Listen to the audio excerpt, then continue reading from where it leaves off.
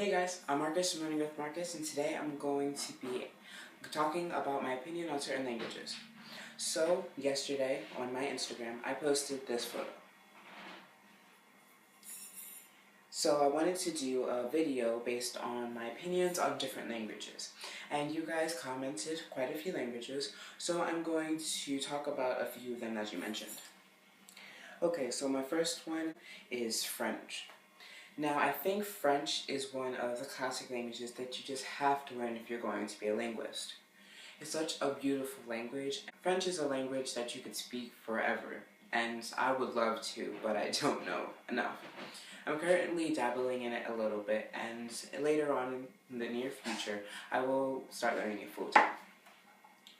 Okay, now let's go on to the next one, which is Italian, which it's a bit of difference in my house because my mom is learning Italian and she loves speaking it, but I personally don't like Italian. I kind of find it annoying the way that they sing all of their words. I don't know, I don't have a problem with any other languages like that, but it just seems to bother me with Italian.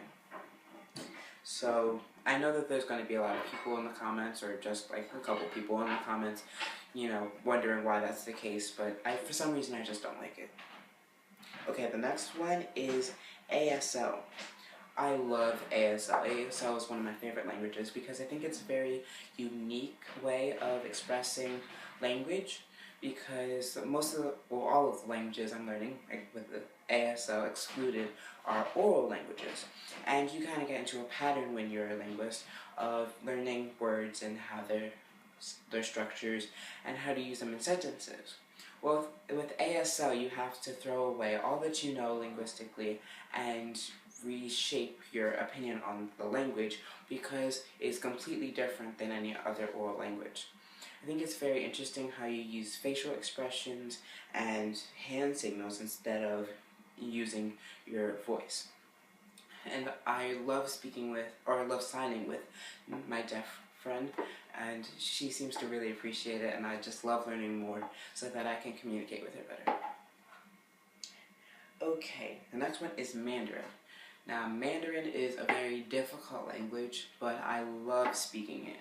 And the characters are super crazy, and there are over 20,000 of them, and you need to learn at least like 5,000 to read a newspaper, which can seem very intimidating, and it's still intimidating to me, even though I've been learning it for a year now. But Mandarin is very cool, and I love the different tones and the different ways you say things, because it sounds very different from the more Eastern languages like Spanish or English. So I love learning that language, and if you want a challenge, I definitely encourage you to learn Mandarin.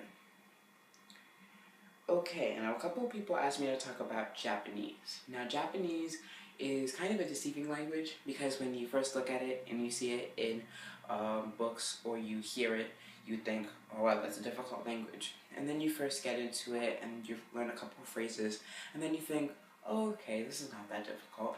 But then you learn the writing systems, and then you go back to your original thought of it being very difficult. I really like Japanese culture and how polite they are, so Japanese is one of my favorite languages, even though I don't get to practice it a lot because I don't know many Japanese people.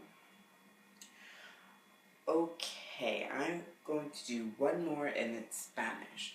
Spanish is one of my favorite languages because it's one of the first languages I've been fluent in, and I love just really speaking Spanish really fast and speaking it to Spanish natives or Latinos, and it's really fun. And I love Spanish because I'm Puerto Rican, or half Puerto Rican, and I love getting in touch with the culture of my grandparents and my great-grandparents, because I love staying true to your roots, and I really encourage anybody who has their own racial makeup, to explore them, because it's really interesting to find out where you come from and the culture that you came from.